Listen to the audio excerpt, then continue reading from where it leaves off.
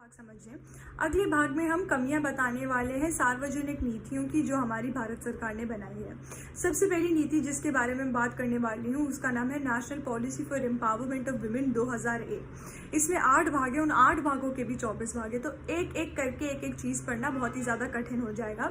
तो इस वजह से मैंने सारे भागों को 4 श्रेणियों में इकट्ठा करा है। सबसे पहला भाग जो हमको बताने वाला है वह होगा न्यायिक, दूसरा भाग होगा राजनीतिक, तीसरा भाग होगा आर्थिक, चौथा भाग होगा सामाजिक।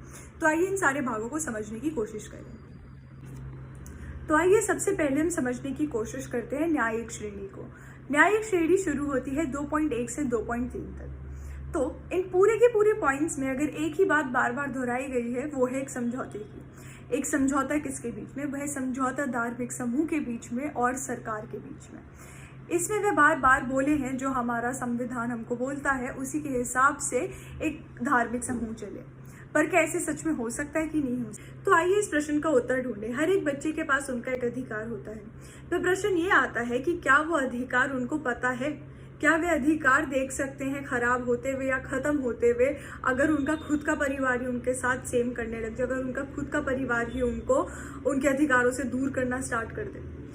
अगर आज मैं आपको बताती हूँ महिला जननांग विकृति के बारे में, मतलब फीमेल जेनिटल म्यूटिलेशन के बारे में, तो क्या हर एक बच्चे को पता होगा उसके बारे में? अगर उन बच्चों के साथ खुद हो रहा है तो क्या उन्हें पता होगा कि आज जो मेरे साथ हुआ है वो गलत हुआ है, मेरे अधिकार मेरे को बचा सकते हैं इन चीज़ों से? उनको ये बातें पता तक नहीं है कि वह सही क्या है गलत क्या है। एक बच्चे को जिसको सही गलत में अंतर नहीं पता वह कैसे अपने अधिकार समझेगा? उनको उनके अधिकार बहुत बात समझाए जाते हैं तब जब वे खुद ही नहीं समझ पाए उनके साथ अभी तक क्या हो चुका है। तो इस चीज़ का एक ही समाधान है। समाधान ये है कि उनको स्कूल से ही इन सारी चीज़ों के बारे में पढ़ाना स्टार्ट कर दिया जाए, उनको पढ़ाना चालू कर दिया जाए, जिसमें उनको उनके अधिकारों के बारे में सही से सही और जल्द से जल्द उम्र में फटाफट से बता दिया जाए, जिससे अगर उनके साथ होता है तो वह चाइल्ड हेल्पलाइन या पुलिस के पास जाने की क्षमता रख सकें। अगली श्रेणी है राजनीतिक। राजनीतिक में औरतों की राजनीति में भाग लेना बहुत ज़्यादा बड़ा है, जो कि नीति आयोग की रिपोर्ट्स में देखा जा सकता है। पर यह भाग जो लिया जा रहा है वह ग्राम पंचायत तक ही सीमित रहा है। हमको इस पूरी चीज़ को राष्ट्रीय बनाना है। उसके अलावा अगली श्रेणी जो है, अगली श्रेणी का नाम है आर्थिक श्रेणी। आर्थिक श्रेणी में हम देखने वाले हैं सेल्फ हेल्प ग्रुप्स के बारे में। तो आइए इसके बारे में समझने की कोशिश करें। सेल्फ हेल्प ग्रुप्स को स्वयं सहायता समूह के नाम से भी जाना जाता है। पर प्रश्न ये उठता है, क्या SHGs मतलब सेल्फ हेल्प ग्रुप्स क्या खुद की सेवा कर पाते भी हैं कि नहीं कर पाते हैं? क्या ये समूह बना देना काफ़ी है गवर्नमेंट के हिसाब से, सरकार के हिसाब से? सरकार को ढंग से उनके साथ काम करना चाहिए। आइए उदाहरण लें वासन का और CSA का। वासन की फुल फॉर्म है water shade support services and activities network and CSA की फुल फॉर्म है सेंटर ऑफ सस्टेनेबल एग्रीकल्चर। दोनों के दोनों ध्यान रखते हैं कि कैसे एक संस्था जो है वह काम करे, पहली बात पर्यावरण को खराब करे, दूसरा अगर उनके सामने कोई भी कठिनाई आती है एक संस्था रह के तो उन कठिनाइयों को उनकी मदद करें, उन कठिनाइयों से आगे जाके निकलने की और एक समाधान ला के दे उनको उन कठिनाइयों का। सिर्फ यही नहीं, वे और साथ ही साथ उनको पैसे भी प्रोवाइड करते हैं, उनको पैसे भी देते हैं, उनको समाधान भी देते हैं साथ ही साथ। भाग पर चले, मतलब चौथा भाग।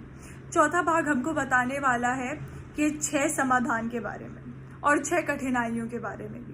पहले कठिनाई बताई जाएंगे, फिर उसके बाद उनके समाधान बताए जाएंगे। सबसे पहली कठिनाई अगर एक औरत के स्वास्थ्य में देखी जाती है तो वो मैटरनल मोर्टालिटी रेट है, जिसको हम मातृ मृत्यु दर के नाम से भी जानते हैं।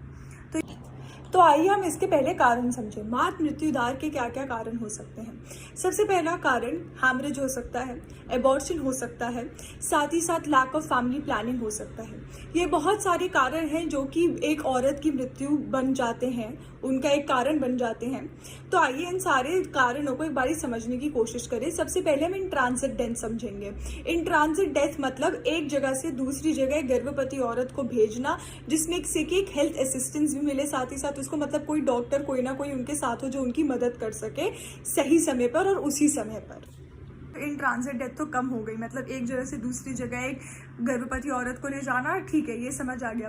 पर इसके बाद जब बच्चा हो जाता है उसके बाद भी काफ़ी सारी कठिनाइयाँ एक औरत देखती है, एक औरत जूझती है उन कठिनाइयों से। तो उन सारी कठिनाइयों के बारे में एक प्रॉपर एडवाइस लेना, एक प्रॉपर डॉक्टर से पूछना कि कैसे क्या ठीक करा जा सकता है। एक टेलीफोनिक, मतलब हम एक टेलीफोन लगवा दें, पूरे के पूरे एरिया में एक टेलीफोन लगवा दें और वो उस टेलीफोन से 24 घंटे दूसरे टेलीफोन जो कि हॉस्पिटल में होगा, गवर्नमेंट हॉस्पिटल में होगा, वह उनको कॉल करके पूछ सकती हैं और बता सकती हैं अगर वो कुछ भी ऐसा अनदेखा या कुछ ऐसा अलग सा कुछ नोटिस करती हैं, अगर कुछ अलग सा उनको दिखता है, अपने में कोई चेंज दिखता है, अगर उनको सीधा कॉल करें और उनसे जाके पूछें कि क्या कैसे ठीक हो सकते हैं। और ये लाइन जो होगी, टेलीफोन वाली लाइन होगी, वो 24 घंटे खुली रहेगी। आइए अब हम अगला पॉइंट समझने की कोशिश करें, जो कि है पर्यावरण की सुरक्षा करना। तो ये पर्यावरण की सुरक्षा कैसे की जा सकती है? अगर आप एक औरत हैं, औरत आमतौर पर कृषि का जो भी उत्पादन होता है उसका ध्यान रखती है, उन पर केमिकल फर्टिलाइजर्स डालते हैं जिससे कीड़े मर जाएं। पर वह जो केमिकल फर्टिलाइजर्स होते हैं, पहली बात उनका हाथ भी जला देते हैं, दूसरी बात वह काफ़ी ज़्यादा पानी को प्रदूषित कर देते हैं और वही पानी बाद में यही लोग इस्तेमाल करते हैं साफ करके, जिससे उनको और ज़्यादा उनके स्वास्थ्य पर इम्पैक्ट पड़ता है। अब ये पूरी की पूरी चीज़ को ख़त्म करने के लिए, इस पूरी के पूरे गोल चक्रव्यूह को ख़त्म करने के लिए अब हम क्या कर सकते हैं? ये चीज़ ख़त्म करने के लिए हम सबसे पहले फर्टिलाइजर्स और इन सारी चीज़ों का इस्तेमाल कम कर सकते हैं और इसके अलावा एक ओपीटैड और लेडी बग्स जैसे फर्टिलाइजर्स जो कि नए आए हैं, जो कि पूरे पर्यावरण से ही आए हैं, उनका ही इस्तेमाल करें तो ये पर्यावरण ही पर्यावरण को बचा रहा होगा। अगला पॉइंट है रोजगार और उनको कैसे क्या सिखाना है, मतलब स्किल ट्रेनिंग एंड एम्प्लॉयमेंट। तो आइए रोजगार के बारे में समझने की कोशिश करें। एक ग्रामीण क्षेत्र में रोजगार दो तरीके से काम करता है, एक कृषि के रूप में, दूसरा ना कृषि के रूप में। कृषि के रूप में एक समाधान जो देखा जा सकता है रोजगार के लिए वो ये है कि सबसे पहले वो बीटी कॉट जैसे और साथ ही साथ लेडी बग्स जैसे फर्टिलाइजर्स यूज़ करें और पुराने वाले जो हैं उनको हटा दें और कोई और उनकी जगह पर यूज़ करें, जैसे मैंने ये बोला उन चीज़ों को इस्तेमाल किया जाए। उसके बाद अगला अगर कोई चीज़ देखी जा सकती है वो ये है कि आज मैं एक उदाहरण देती हूँ। अगर मैंने अपना सामान किसी दूसरे इंसान को बेचा, फिर दूसरे इंसान ने तीसरे इंसान को बेचा, फिर तीसरे इंसान ने फिर जाके चौथे इंसान को बेचा जो मेरे से खरीदना चाहता था, तो ये दूसरा तीसरा इंसान हटा सकते हैं हम और पहले इंसान से सीधे सीधे दूसरे इंसान पर जो खरीदना चाहता है और जो बेचना चाहता है उनके बीच में एक सीधा सीधा हम एक कनेक्शन बना दें। अब हम उन दोनों को एक दूसरे से कैसे जोड़ सकते हैं? हम उन दोनों को एक दूसरे से ऐसे जोड़ सकते हैं कि हम लोग एक ऑनलाइन साइट बना दें, मतलब हम लोग इंटरनेट के द्वारा हम लोग ये सारे के सारे जो भी प्रोडक्ट्स बना रहे हैं, जो भी ये सामान बना रहे हैं, वो हम उनको इंटरनेट के द्वारा बेचना चालू कर दें और इसमें जो ट्रेड हो रहा है, जो आगे जाके बेच रहे हैं, वह वो खुद के ही लोग बना ले, जिससे वो काफ़ी सारा पैसा बचा पाए और जो भी पैसा आ रहा है वो उनके पास सीधा सीधा आए और बीच में बंटवारा ना हो ज़बरदस्ती का। उसके बाद आते हैं हम अगली श्रेणी पे, जो कि है वो लोग जो कि कृषि नहीं है बट वो कुछ और काम करते हैं। इसमें देखा जा सकता है, इस श्रेणी में हम लोग देखने वाले हैं दूध उत्पाद को। दूध उत्पाद आजकल इतना ज़्यादा इस्तेमाल नहीं हो रहा है क्योंकि लोग वीगन बनते जा रहे हैं। वीगन मतलब क्या होता है? वीगन मतलब वो लोग जो दूध उत्पाद का इस्तेमाल ही नहीं करना चाहते हैं। वे क्यों नहीं करना चाहते हैं?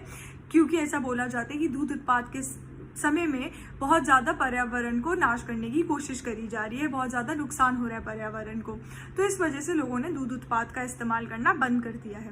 अब हमको पर्यावरण नाश कम करने के लिए क्या करना होगा? हम लोगों को बायोटेक्नोलॉजी का इस्तेमाल करना होगा।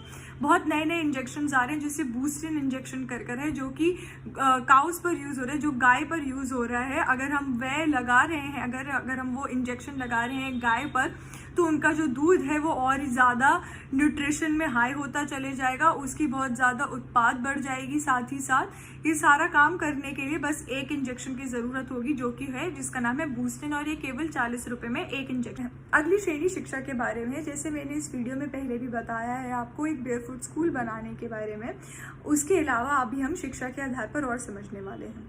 शिक्षा में अगर हमने एक चीज़ देखी है जो कि यूनिसेफ के रिपोर्ट्स ने भी देखी हैं, वह ये है कि इंडिया में अप्रॉक्स 40% लड़कियां, मतलब 6,04,000 लड़कियां कुल मिला के स्कूल छोड़ देती हैं। ऐसा क्यों? लोगों को लगेगा कि ये इस वजह से है क्योंकि लड़कियों को पढ़ाना नहीं देना चाहिए, ऐसे कुछ परंपरा हैं जो लोगों के दिमाग में रही है, बट ऐसा कुछ भी नहीं है। ये 40% लड़कियां जो स्कूल छोड़ देती हैं वह इस वजह से छोड़ देती हैं क्योंकि उनको महावीरा हो जाती है, मतलब पीरियड्स या मेंस्ट्रुएशंस। वह ये सब होने की वजह से स्कूल छोड़ देती हैं। वो स्कूल इस वजह से छोड़ देती हैं क्योंकि उनके पास जो वॉशरूम है, उनके पास जो टॉयलेट्स बने हुए हैं वो उन हिसाब से बने ही नहीं है, वे शौचालय उन हिसाब से बने ही नहीं हैं। इसी कारण काफ़ी सारी लड़कियां स्कूल छोड़ देती हैं। अब इस कारण को अगर हमें हटाना है और हम चाहते हैं सारी की सारी लड़कियां स्कूल में शिक्षित होने आए, तो इसके लिए हमको सैनिटरी पैड्स देने पड़ेंगे। पहले लड़कियां कपड़ा इस्तेमाल करती हैं, पर इस टाइम पर अगर इस समय में अगर वो सैनिटरी पैड्स यूज़ करना चालू कर दे, इस्तेमाल करना चालू कर दे, तो उनके लिए काफ़ी आसान रहेगा स्कूल में आगे पढ़ना। तो आइए समझें कि हम ये कैसे कर सकते हैं। एक कंट्री है रवांडा करके, एक देश है रवांडा करके, उन्होंने ये सबसे पहले शुरुआत करी थी इस चीज़ की। उन्होंने क्या करा था कि उन्होंने पूरी की पूरी क्लास को 2-2 भागों में बांटा, जिसमें एक लड़का और एक लड़की का ग्रुप बनाया गया। उस पूरे के पूरे ग्रुप में ऐसे बहुत सारे ग्रुप्स बनाए गए और एक लड़का एक लड़की साथ में बैठ के सैनिटरी पैड्स बनाने लग गए, जिसमें स्क्रैच से उन्होंने बनाना चालू करा। उन्होंने एकदम शुरुआत से चालू करा वो सैनिटरी पैड बनाना, और उसके बाद उन्होंने वही पैड्स को आगे जाकर खुद के विलेज में बेचा और विलेज के बाहर हायर रेट पे ज़्यादा महंगा बेचा, जिससे उनको काफ़ी सारे पैसे भी आए साथ ही साथ। और उन्होंने उन पैसों से आगे जाकर अपना ऑर्गेनाइजेशन, अपनी संस्था और बड़ी करी, और वे आज अफ्रीका में सबसे ज़्यादा पैड्स भी बेच रहे हैं। तो ये सेम चीज़, ये हम एक जैसी चीज़ हम लोग इंडिया में भी कर सकते हैं अगर हम चाहें तो। आइए अब हम आखिरी की 2 श्रेणियां समझने की कोशिश करें। सबसे पहले पोषण समझेंगे। एक पोषण और एक औरत के बीच का संबंध समझने के लिए हमको सबसे पहले ये समझना होगा कि जब एक पोषण एक औरत को दिया जाता है खाने के द्वारा, वह आम तौर पर बाकी लोगों से कम मिलता है पोषण और बाकी लोगों को ज़्यादा पोषण मिलता है। दूसरा, आइए अगला पार्ट समझने की कोशिश करें, अगला भाग इसी में ही समझने की कोशिश करें। जब एक औरत गर्भवती होती है और अगर उसको पोषण शुरुआत से लेके आखिर तक अच्छा नहीं मिलता है, तो उनका बच्चा भी जो हो सकता है उसको पोषण लेते हुए आगे जाके मुश्किल हो, या उसको कम पोषण मिला हो। मतलब सरल भाषा में एक औरत का और एक बच्चे की जो स्वास्थ्य है वह एक पोषण के ही निर्भर पर देखी जा सकती है। और अगर उनकी स्वास्थ्य अगर हमको अच्छी रखनी है, तो वो स्वास्थ्य अच्छी तभी रखी जा सकती है अगर उनको पोषण मिले शुरुआत से लेके आखिर तक। अब आइए इसके अलावा समझने की कोशिश करें एक डाइट प्लान। डाइट प्लान मतलब एक ऐसा नीति बनाना एक औरत के लिए, एक अकेली औरत के लिए कैसी नीति बना के देना, एक ऐसा प्लान बना के देना उसको, जिसमें कि हम उसको बताएं कि क्या कब कैसे कैसे खाना है, कितने बजे से कितने बजे तक क्या खाना है, कितना पोषण होना चाहिए खाने में, खाने का नाम बताना, सब कुछ बताना। वो एक डाइट प्लान दिया जाएगा हर एक औरत को जब वह गर्भवती हो या जब भी वह बीमार हो। उसके अलावा आइए अगली श्रेणी समझने की कोशिश करें, जो कि है हाउसिंग और सैनिटेशन, मतलब स्वच्छता। स्वच्छता समझने के लिए हमको ये समझना होगा, सबसे पहले मैं आपको एक बारी स्टैटिस्टिक्स बता देती हूँ, मैं आपको एक बारी नंबर बता देती हूँ जो आजकल के टाइम पर देखे जा रहे हैं। सबसे पहला ये है कि यूनिसेफ ने इंडिया में 22% स्कूल्स में देखा है कि टॉयलेट्स जो बने हुए हैं वो लड़कियों के लिए नहीं बने हुए हैं। 58% उन्होंने ये देखा है कि प्री स्कूल्स में काफ़ी सारे टॉयलेट्स हैं जो कि बने ही नहीं हैं। 56% उन्होंने ये देखा है कि स्कूल में पानी ही नहीं दिया जाता है। तो ऐसे स्टेटिस्टिक्स देखते हुए हम ये देख सकते हैं कि हाउसिंग के समय पर जब आप एक घर खरीदते हैं, तो उस टाइम पर भी टॉयलेट्स जो होते हैं वो हर एक घर के साथ नहीं मिलते हैं। एक कॉमन टॉयलेट होता है जो सबके सब यूज़ कर रहे होते हैं। तो इन टॉयलेट्स को ध्यान से रखना, इन टॉयलेट्स को ध्यान से साफ करना और ये सब करना बहुत ही ज़्यादा कठिन रहता है, क्योंकि बहुत सारे लोग यूज़ करते हैं, बहुत सारे लोग इस्तेमाल करते हैं उसको। तो इससे बेहतर एक और तरीका लिया जा सकता है कि पूरे के पूरे ग्रामीण क्षेत्र को और छोटे छोटे क्षेत्रों में बांटना। मतलब एक क्षेत्र में 10 घर ही आए, उन 10 घरों के लिए सिर्फ एक वॉशरूम बनाना, सिर्फ एक टॉयलेट बनाना, जो कि एक औरत के लिए हो, एक बच्चे के लिए हो, एक मर्द के लिए हो, इस हिसाब से अलग अलग बनाना। अगर ऐसा रहेगा तो उनको साफ करना आसान रहेगा और सिर्फ 10 ही परिवार उनको इस्तेमाल कर रहे होंगे। उसके बाद हम अगले एक और चीज़ पर जाने वाले हैं, जिसमें है कि खुद को समझाओ और बार बार दूसरों को बताओ, मतलब अवेयर एंड रिपीट। इसमें हम लोग एक प्रोग्राम है वॉश करके, WASH, जो कि बहुत ही ज़्यादा कंट्रीज़ यूज़ कर रही हैं, जिसमें से कि एक इंडिया भी एक देश है। इंडिया देश में कैसे उसको लिया गया है, जब कोविड की वेव आई थी, जब कोविड आया था इंडिया में, तो वॉश एक कारण रहा है जिस वजह से हमारा हेल्थ सिस्टम रूरल एरियाज़ में, हमारा जो हेल्थ सिस्टम है रूरल एरियाज़ में ख़राब नहीं हुआ, क्योंकि वॉश जैसी चीज़ों का ढंग से इस्तेमाल हुआ है।